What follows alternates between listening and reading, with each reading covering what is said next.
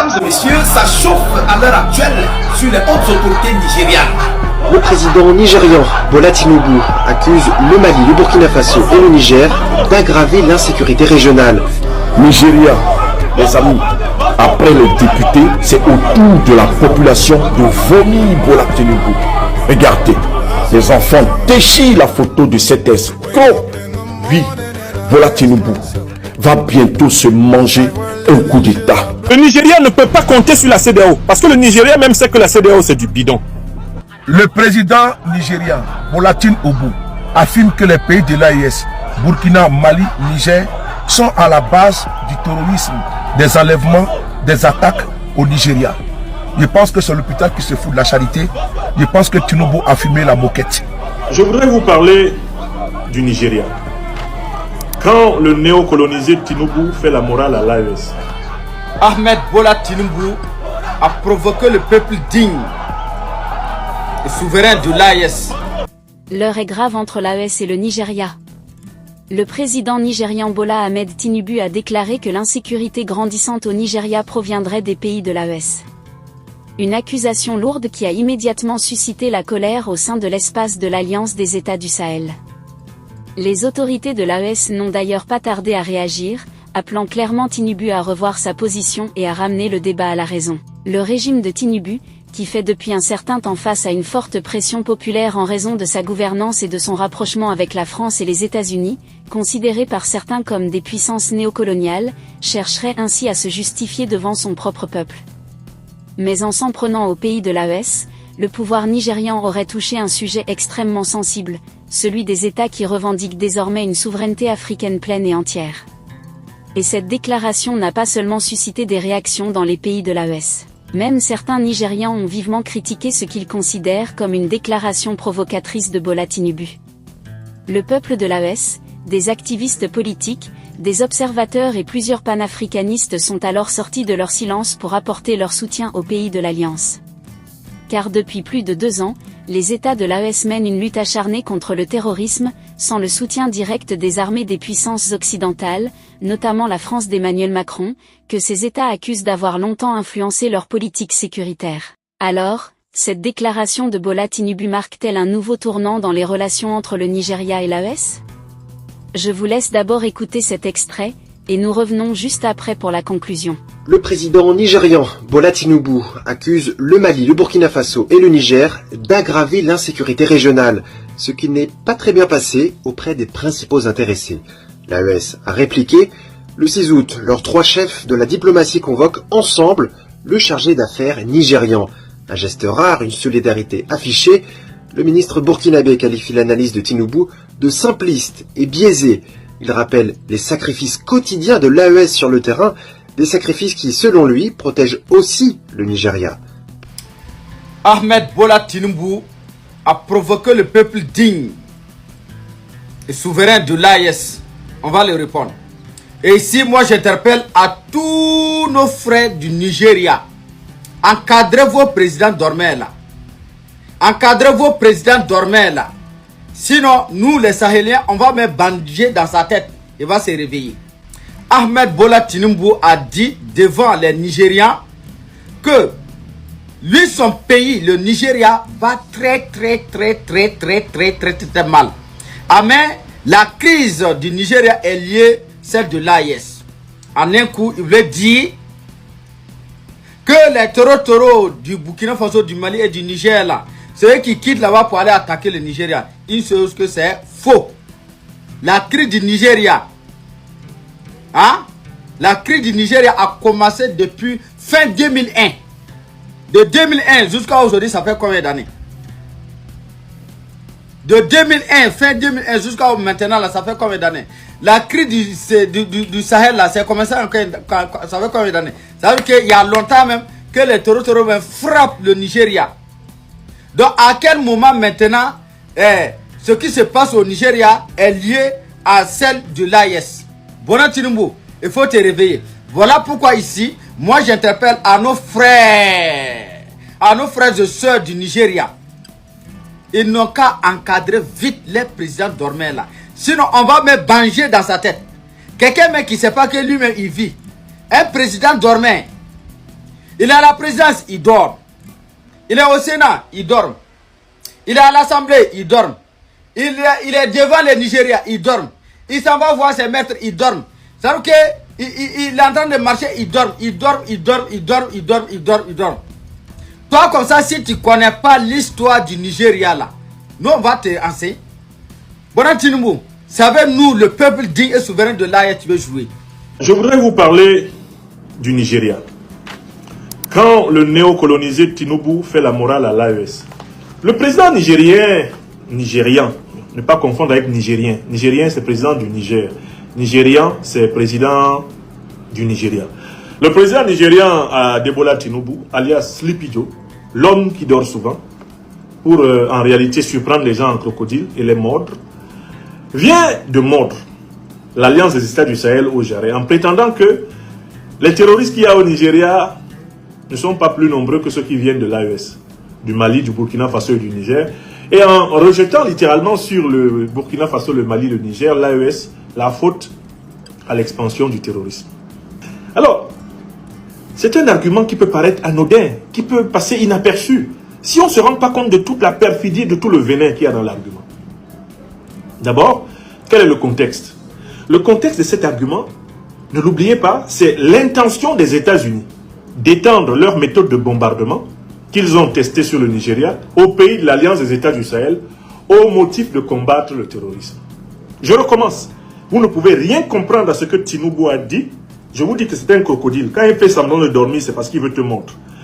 Il le dit parce qu'il est poussé par l'impérialisme américain. On lui demande d'incriminer les pays de l'AES afin de légitimer le projet de bombardement unilatéraux que les États-Unis veulent entreprendre dans le territoire de l'AES.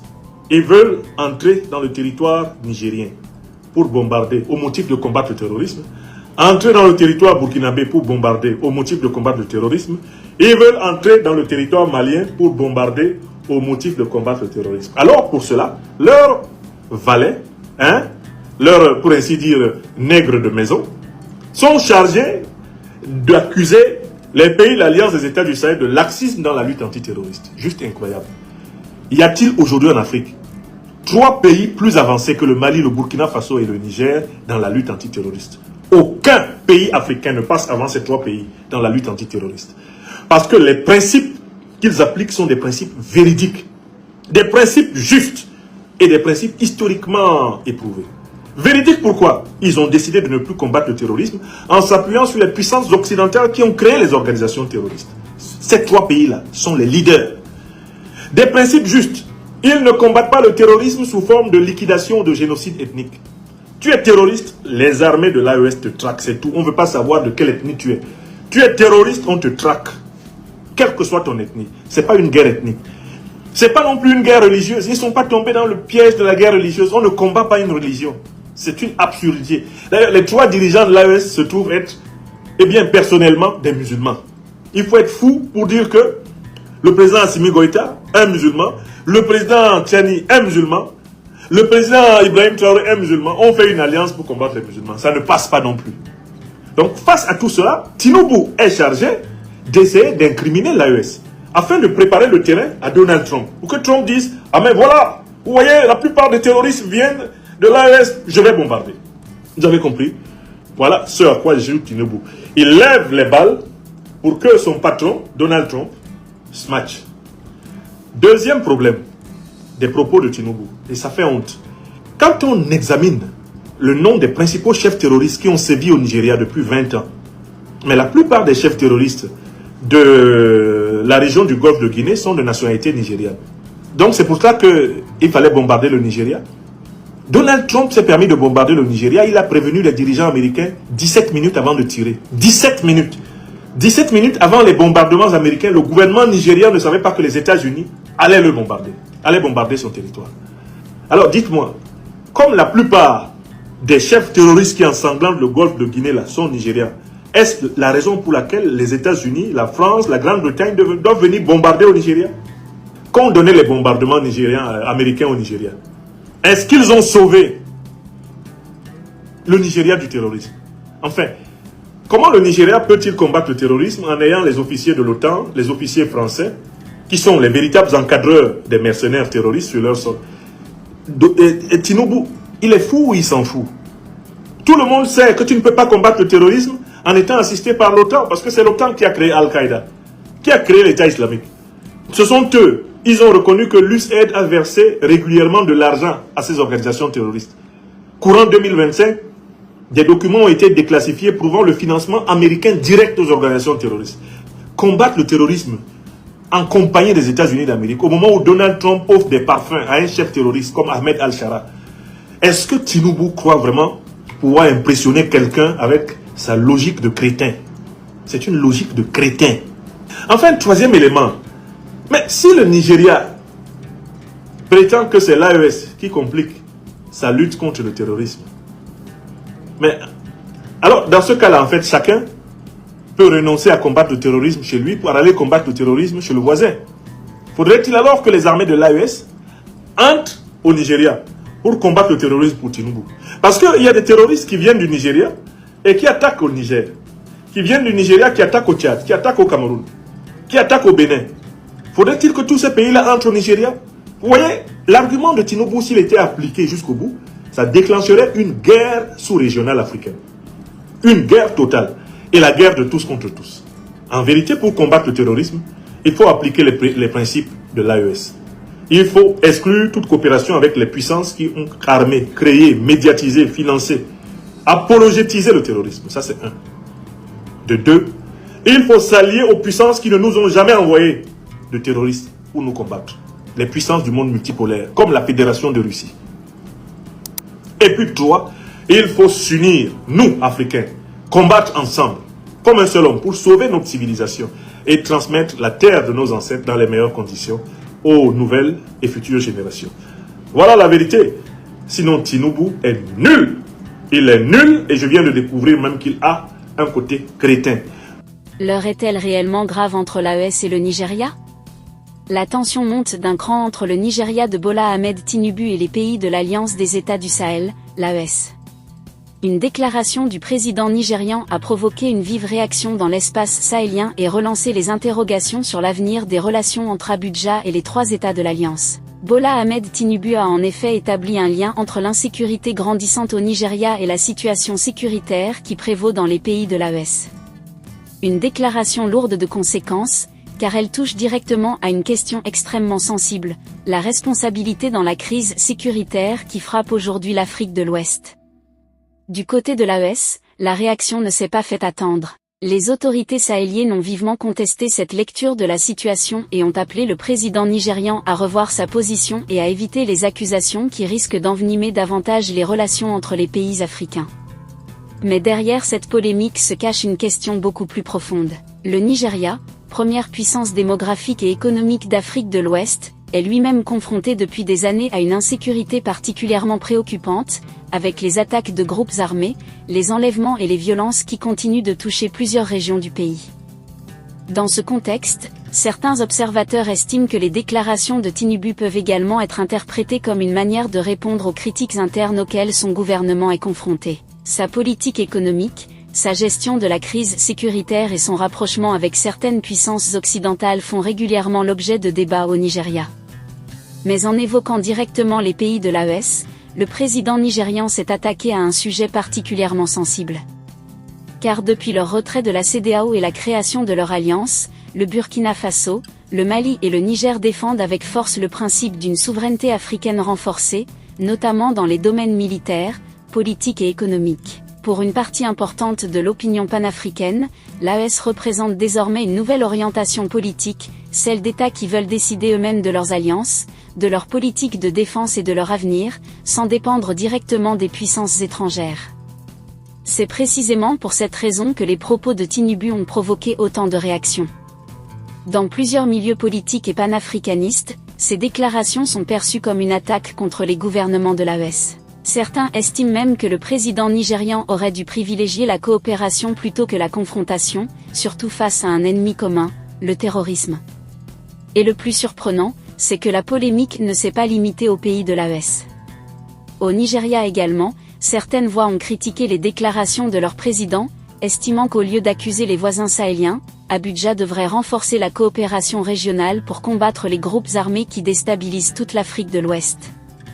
Car une réalité demeure, le terrorisme ne connaît pas les frontières. Le Burkina Faso, le Mali, le Niger et le Nigeria sont tous confrontés, à des degrés différents, à des groupes armés et à des réseaux criminels qui profitent de la porosité des frontières et de la fragilité de certaines zones. Alors, plutôt que de chercher uniquement un responsable, ne faudrait-il pas chercher une réponse collective ? Depuis plusieurs années, les pays de l'AES affirment vouloir prendre davantage en main leur propre sécurité et réduire leur dépendance militaire vis-à-vis des puissances occidentales. Ils ont notamment rompu avec certaines anciennes formes de coopération sécuritaire et revendiquent désormais une plus grande autonomie stratégique. Cette orientation a profondément bouleversé les équilibres géopolitiques en Afrique de l'Ouest. Et aujourd'hui, une question se pose, le Nigeria veut-il réellement entrer dans une confrontation politique avec l'AES, ou s'agit-il simplement d'une réaction aux difficultés sécuritaires auxquelles le pays est confronté ? Car une escalade entre Abuja et l'AES ne profiterait probablement à personne. Ni au Burkina Faso, ni au Mali, ni au Niger, et certainement pas au Nigeria. Au contraire, une coopération africaine plus forte pourrait permettre de mieux lutter contre les groupes terroristes, de renforcer le contrôle des frontières et de s'attaquer aux réseaux criminels qui alimentent l'insécurité dans toute la région. La véritable bataille devrait donc peut-être être ailleurs, contre le terrorisme, contre le trafic d'armes, contre les réseaux criminels et contre tous ceux qui profitent de l'instabilité de l'Afrique de l'Ouest. Une chose est désormais certaine, les relations entre le Nigeria et l'AES entrent dans une nouvelle phase. Et si les déclarations de Bola Ahmed Tinubu ne sont pas rapidement clarifiées, cette polémique pourrait devenir un nouveau point de fracture entre deux visions de l'avenir de l'Afrique de l'Ouest.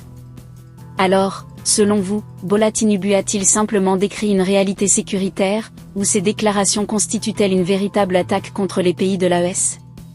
Dites-nous ce que vous en pensez dans les commentaires. Et surtout, partagez cette vidéo autour de vous afin que le débat dépasse les frontières du Nigeria, du Burkina Faso, du Mali et du Niger. L'Afrique a-t-elle besoin d'une nouvelle confrontation entre ces États, ou au contraire d'une véritable union face aux menaces qui la déstabilisent ?